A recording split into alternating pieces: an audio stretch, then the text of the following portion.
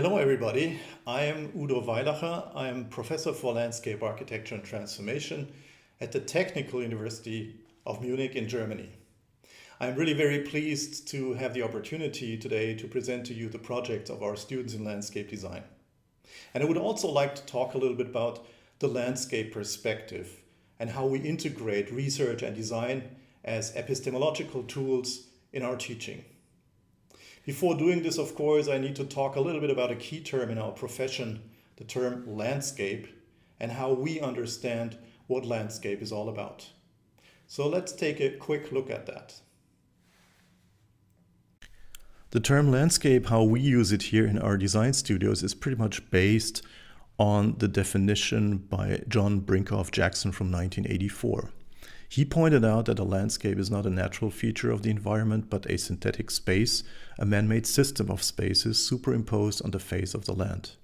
This is very important because for us, a landscape is not purely a natural feature, but landscape is dealt with as this system of spaces. And for the students, this means they have to look at the landscape from a holistic point of view, not differentiating between the natural features and the so-called artificial features.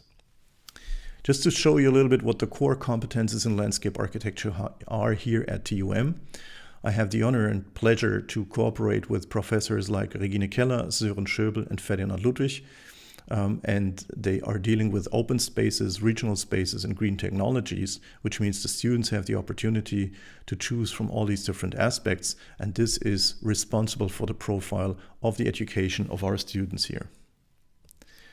The students have the opportunity to study here in the Bachelor of Science. This is an 8-semester program with an obligatory international semester abroad in the 5th semester. We're trying to make our students fit for international cooperation. That's why they have to do an external international internship. After 8 semesters and doing their bachelor thesis, they can continue with the Master of Arts. In the Master of Arts, 50% of the program is dominated by the studio works, and this is obligatory, but the rest of the program, the students are very free to choose from a broad variety of subjects to sort of develop their own specific profile. For external international students, the program is 4 semesters. Now, looking at the characteristics of my chair of Landscape Architecture and Transformation, we essentially deal with following aspects. We're dealing with the transformation of industrial landscapes, for example, alpine industrial landscapes, but actually these days we're dealing with the transformation of all kinds of different landscapes. So we're not focusing on industrial landscapes alone. We're also dealing with history and theory of landscape architecture because I strongly believe that this knowledge is essential for future landscape architecture performance.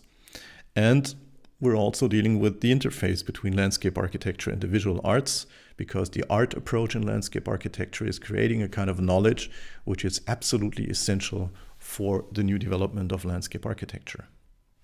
Now, this is very interesting here because it shows the program at my chair of Landscape Architecture and Transformation, and it shows a little bit how we link teaching and research activities. Very roughly, in the red box, you can see all our teaching activities, which are studios in the bachelor and the master, seminars, lectures, and we also have a model shop. In the blue box, you can see the research activities composed of publications, dissertations, and all kinds of cooperations.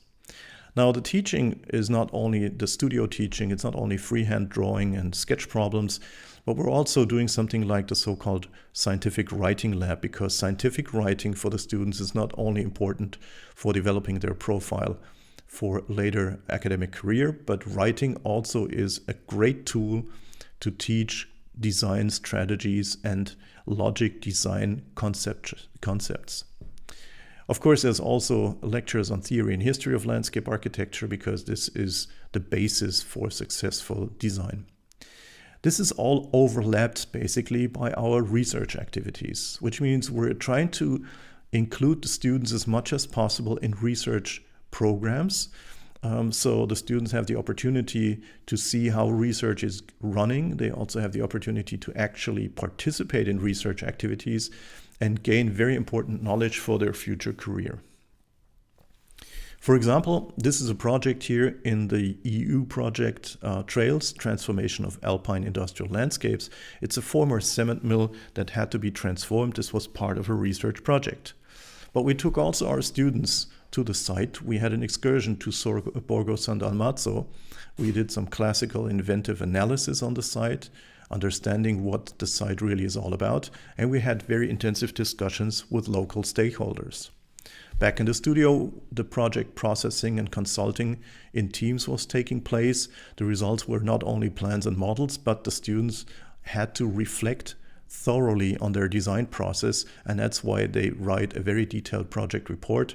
Model building, of course, is very important to understand the three-dimensional consequences of design in the space.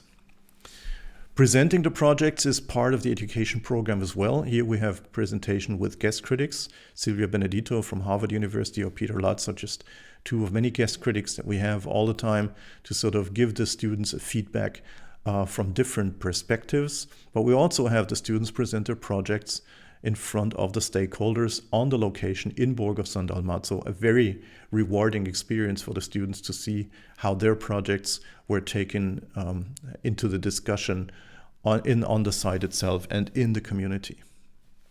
This is just one example of such a project that the students produced, and I would like to point out on the right-hand side the project report with 55 pages where the students really reflect on the theoretical background of their project. They explain the concept of their background, they formulate their hypothesis. So this is a substantial part of the design process. It's not only the plans, the perspectives, and the model, but also the project report. But now let's look at the project that was handed in by Vincent Wenck, a bachelor thesis from 2022. Vincent Wenck focused on a project here in Berlin-Moabit.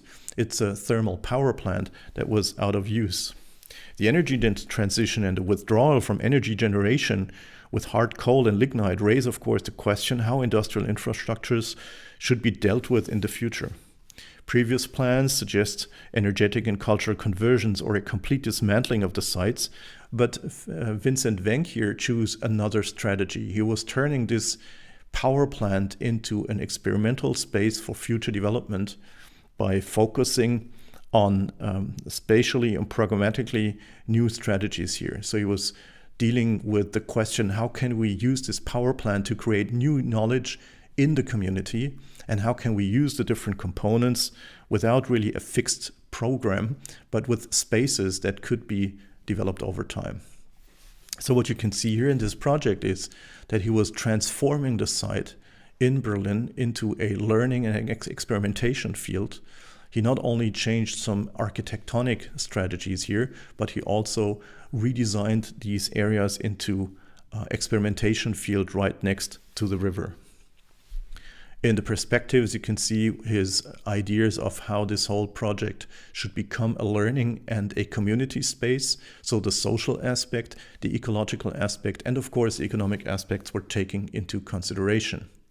At the end of the project, he designed a project report of 90 pages, explaining pretty clearly his theory behind this whole project. The theory that the spaces have to be reused in order to create social value and economical value, but also ecological value.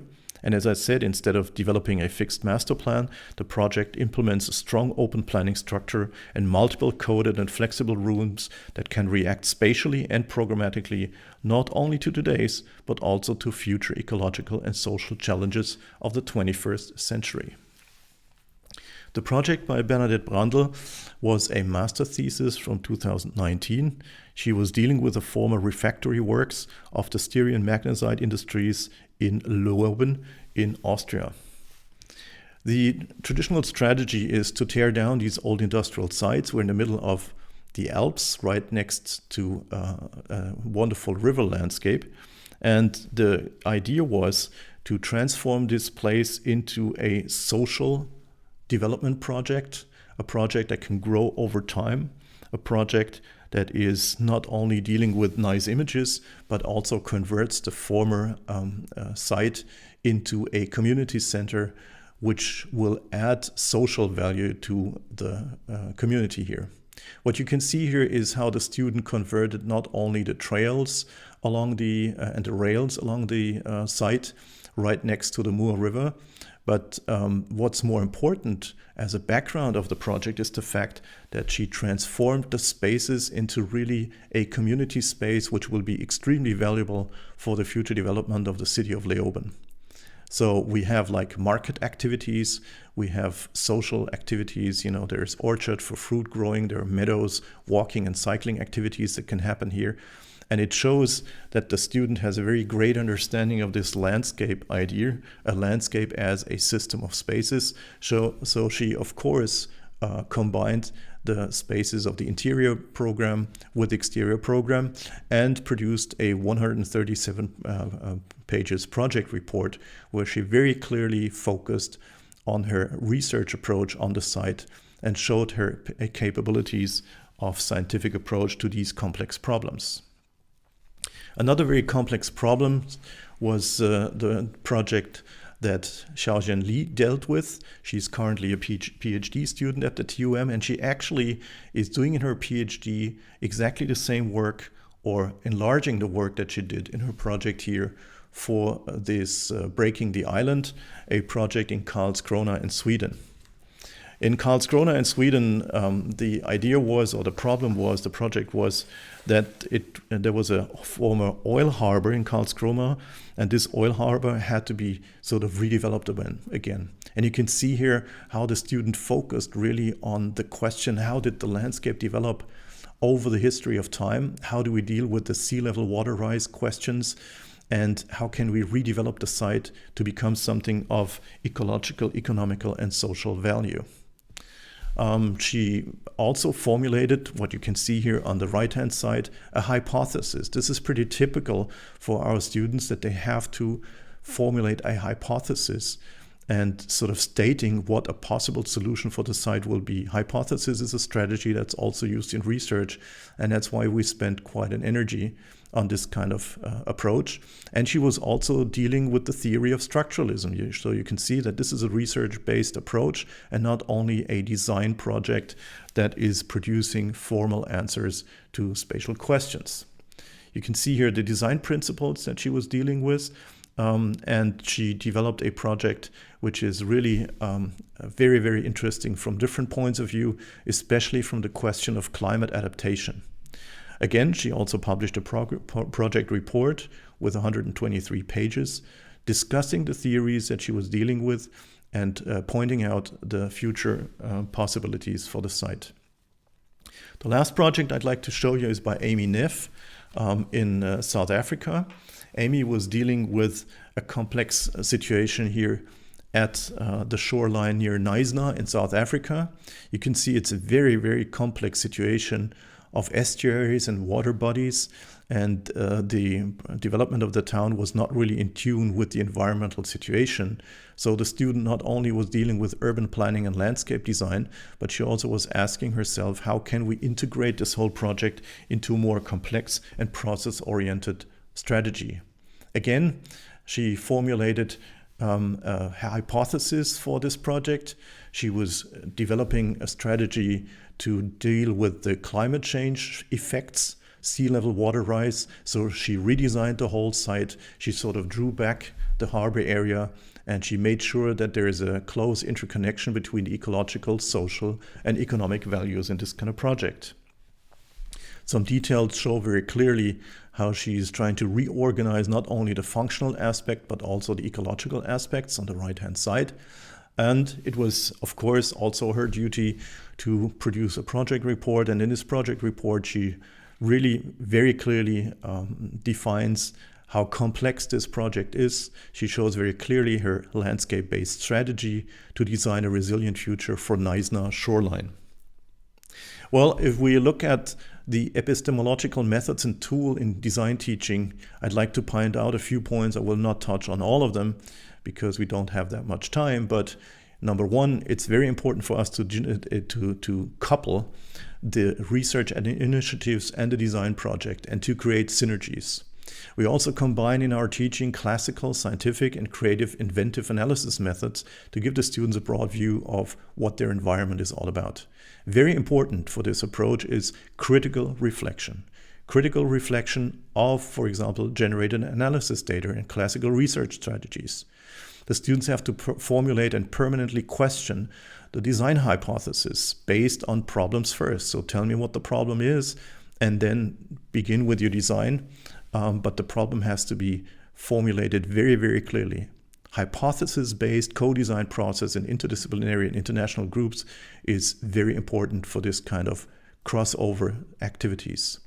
Of course, we focus on landscape-based design approach, and we consider the urban landscape just a special type of landscape. So actually our students are dealing in the same way they deal with the natural landscape, also with urban landscape, and urban and landscape design is sort of melting together.